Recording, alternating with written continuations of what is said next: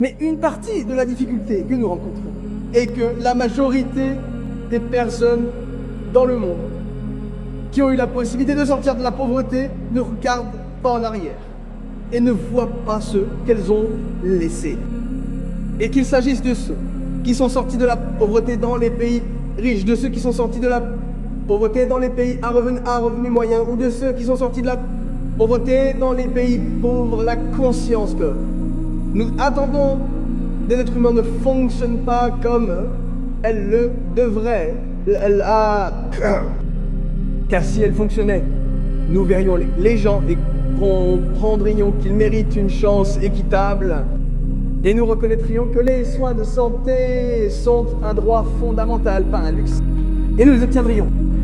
C'est un discours très intéressant. Je me suis dit, mon frère, qu'il fallait que je le partage avec toi. Alors les amis, c'est toujours un plaisir de vous avoir sur notre plateforme. Je suis Afrique.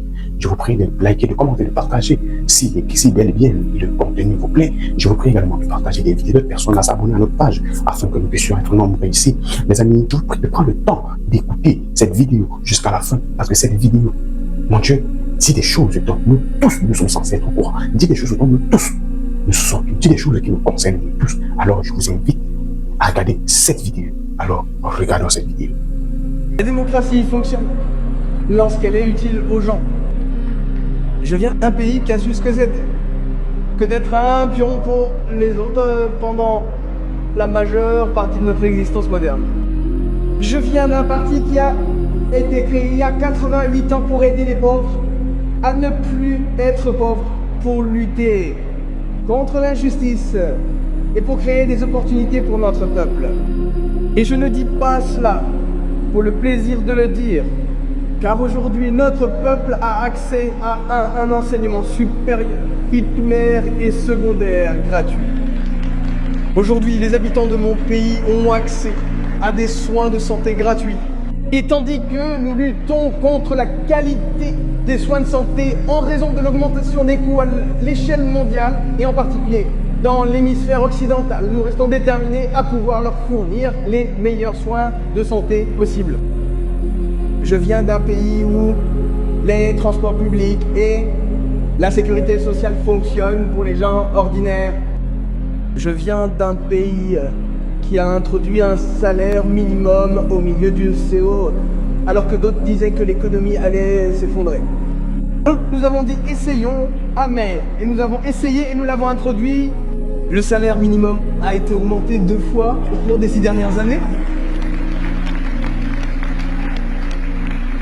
Je viens d'un pays qui sait que la démocratie fonctionne lorsqu'elle est bénéfique pour les gens.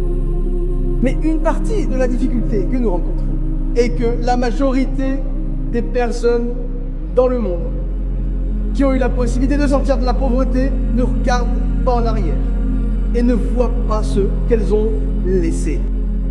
Et qu'il s'agisse de ceux qui sont sortis de la pauvreté dans les pays riches, de ceux qui sont sortis de la pauvreté dans les pays à revenu moyen, ou de ceux qui sont sortis de la pauvreté dans les pays pauvres, la conscience que nous attendons des êtres humains ne fonctionnent pas comme elle le devrait.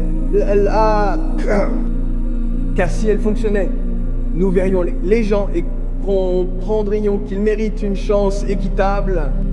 Et nous reconnaîtrions que les soins de santé sont un droit fondamental, pas un luxe. Et nous les obtiendrions. Des salaires abordables, des salaires décents doivent être l'objectif pour nous tous. Nous avons un monde en guerre en Europe, un monde en guerre en Afrique, un monde en guerre au Moyen-Orient, un monde en guerre contre les inégalités, un monde en guerre contre la planète. Et les seules personnes qui peuvent changer les choses sur Terre, ce sont les êtres humains. Mais nous devons choisir de faire mieux. Et je crois qu'il nous est possible de le faire. Vous vous demandez, peut moins être si la démocratie fonctionne pour nous dans notre petit État? Pourquoi suis-je ici? Je suis ici parce que la communauté internationale n'a pas permis aux petits États de respirer correctement. de participer à une communauté mondiale dans un ordre international fondé sur des règles qui est essentielle à notre survie.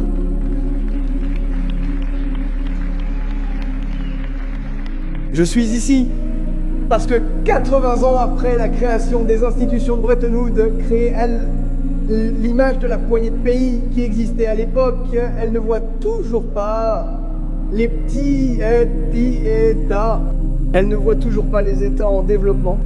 Elles sont toujours prêtes à accepter que 600 millions de personnes dans le monde puissent vivre sans accès élémentaire à l'électricité, que l'insécurité alimentaire et hydrique soit aussi importante qu'elle l'est malheureusement pour la majorité de notre population. Et le secret le mieux gardé est que la majorité des pauvres ne vivent pas dans des pays pauvres à l'échelle mondiale. La majorité des pauvres vivent dans des pays à revenus moyens et à revenus moyens supérieurs à l'échelle mondiale. Et cela nous ramène à la réalité du choix. Nous avons le choix de la manière dont nous dépensons notre argent. Nous avons le choix de ce qui compte pour nous. Et nous avons le choix, en fin de compte, des batailles que nous menons, des guerres que nous déclenchons et de celles que nous mettons fin. Et nous ne pourrons y parvenir que si les gens ordinaires demandent des comptes aux dirigeants ordinaires. Et si les dirigeants se souviennent de la manière dont ils sont arrivés là, plutôt que d'oublier l'échelle sur laquelle ils ont gravi les échelons pour pouvoir exercer le pouvoir,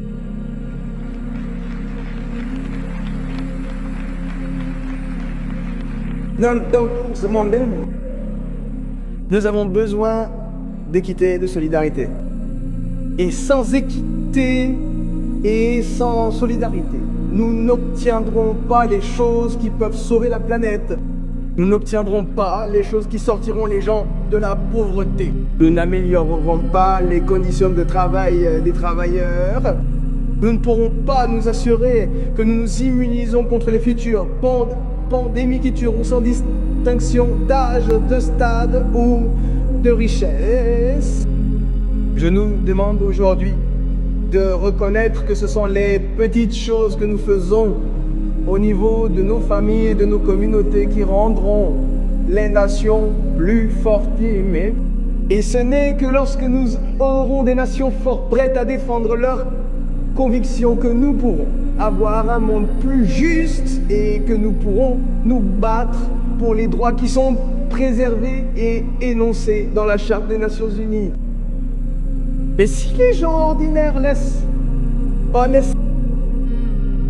pas passer ce qui n'est passé, eh bien, et si les gens ordinaires ferment les yeux sur ce qui est, et si les gens ordinaires deviennent aveugles à ce qui est manifestement devant eux, alors les gens s'habitueront à croire qu'ils peuvent s'en tirer et que l'impunité sera toujours à l'ordre du jour pour eux. Nous ne pouvons faire bouger les choses qu'en nous demandant mutuellement des comptes. Et je demande donc, Pedro, je demande donc, mes frères et mes sœurs, que nous fassions passer le message et que les principes n'auront de sens que s'il est gênant de les défendre. À cette fin, cela signifie que nous devons également affronter la réalité de notre passé et reconnaître que tant que nous ne réparerons pas le passé des Amériques, tant que nous ne traiterons pas la question des réparations, nous ne pourrons pas avoir une conversation honnête les uns avec les autres. Même en tant que progressistes,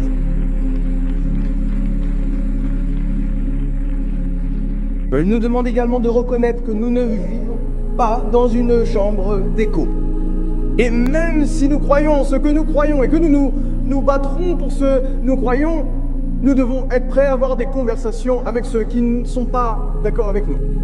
Et c'est en ayant ces conversations que nous commençons à définir ce que j'ai appelé un leadership stratégique, moral, mondial, car 2 erreurs ne font pas le bien.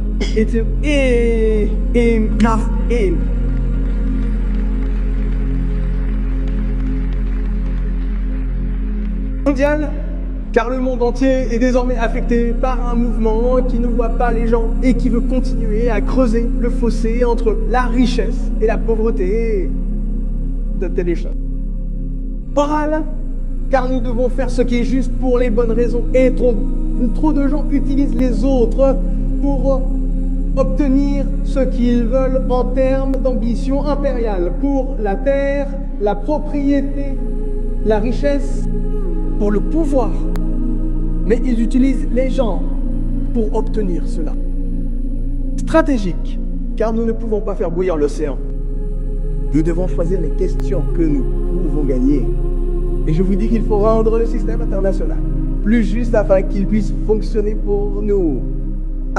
Et suivez la vidéo jusqu'à la fin. Je vous remercie déjà d'être arrivé jusqu'ici. Alors les amis, je vous invite à liker, à commenter, surtout à partager. Surtout les amis, donnez-moi votre avis en commentaire afin que nous soyons nombreux ici plus tard. Je vous remercie d'être arrivé jusqu'ici. Ciao.